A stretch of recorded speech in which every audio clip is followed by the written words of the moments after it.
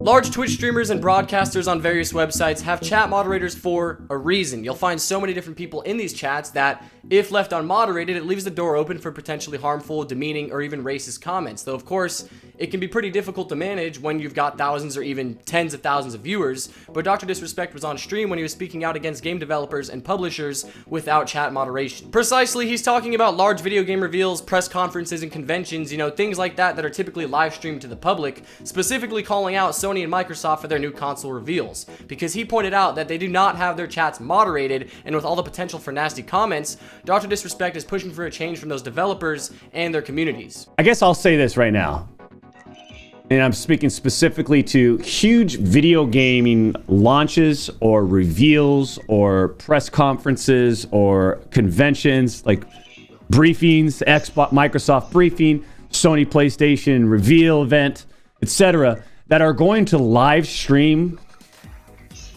these events. I think you should just see, like, their chats are unmoderated. They're not moderated. Dr. Disrespect wants these large streams to either be more closely moderated or dealt with in another way, such as completely removing the ability to make these types of comments in the first place. Because he, like many others, he wants to watch these reveals for the reveals themselves, not to see what people have to say in the chat. But since it's so difficult to moderate so many people and so many different types of people, he presents a pretty simple solution that could stop the possibility of offensive comments. I go there as a spectator. It's fucking a distraction to see the amount of racism that happens within a chat that is unmoderated. And I think these publishers and developers, I'm gonna say it right now, they've got to fucking step up. If you're gonna go live on YouTube or Twitch or whatever it is, get a fucking hold of your grip, get a grip of your chat, because it is out of control, and it's just such a bad. It's just, first off, it's just bad. It's just like, what are we doing? Like, why? We know that it's hard to regulate that shit. I get it, but we got to come up with some different solutions. You know what I mean? It's really bad. It's such a distraction, and I would consider. I almost at this point don't even don't do a live event if you're not going to moderate.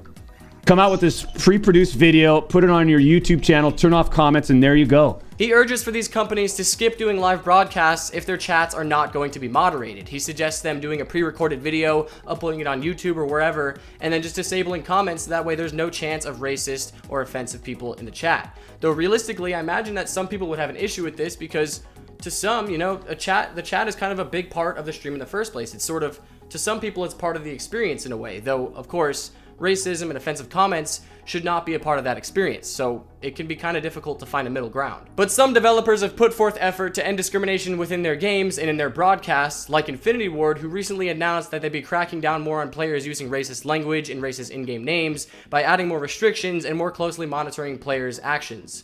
Though this was not very well received by the community, because many people argue that they should have already been doing this in the past, and it should not have taken a national tragedy for them to moderate things like racist usernames. And of course, like we've mentioned before, both Microsoft and Sony put out statements against racism, so we'll see if they decide to moderate their future broadcasts more closely, because the PS5's reveal was delayed again. So we'll see if they decide to do what Doc says and just completely skip a live broadcast and ditch chat completely.